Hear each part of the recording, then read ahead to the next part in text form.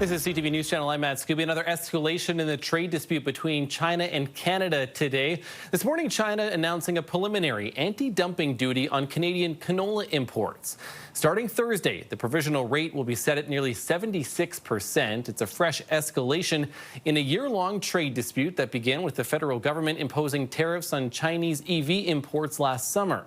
China is the world's biggest importer of canola and sources nearly all of its supplies of the product from here in Canada. Joining us now to talk more about this is Rick White, who is the president and CEO of the Canadian Canola Growers Association. Rick, welcome. I want to get your reaction to China setting these temporary anti-dumping duties on Canadian canola. What are your thoughts? Well, the initial reaction was extreme disappointment in what China has done here. But to be honest, it was anticipated. It's just finally come to this time, at this point in time, where they've actually taken action against our canola. And we're I want to get into what the farmers are saying, how it's going to impact them. But for those that don't know, can you explain what this anti-dumping duty really does entail? What does this mean, and how significant is it for canola exports here in Canada? Well, we've already got a 100% tariff on canola oil and canola meal going into China from a previous decision by China. But now this is the seed market, the canola seed itself. And that is our second largest export market for canola seed.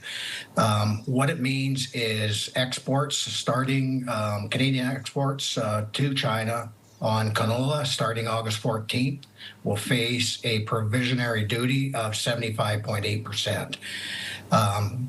To me, and probably the industry, that'll be a prohibitive tariff. That will likely stop trade.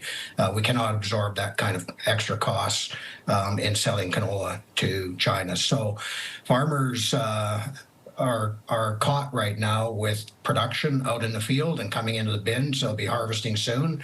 And this is a setback of a market, a major export market for us of it's approximately 5.9 million metric tons. So that is very substantial.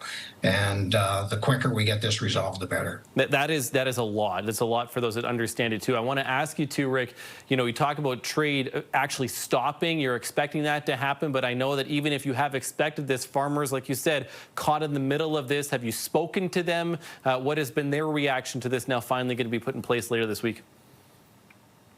We have spoken to a lot of them. Our board of directors are 10 elected farmers, so we talk to them all the time.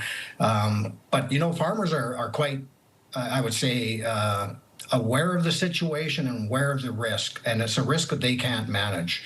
And this was brought on by other geopolitical issues like EV tariffs. And so canola, once again, is caught in the crossfire, and to no fault of canola farmers. And so I think it's a risk to them. It all depends on how long this lasts. The longer it lasts, the worse it will get for canola farmers, because they will have limited options to sell. And when they do sell, it'll likely be at depressed prices if these tariffs continue on for very long. Right. Okay. We're going to keep a close eye on it. Thanks, Rick. Rick White, President and CEO of the Canadian Canola Growers Association. Thanks for taking some time for us. My pleasure. Thank you.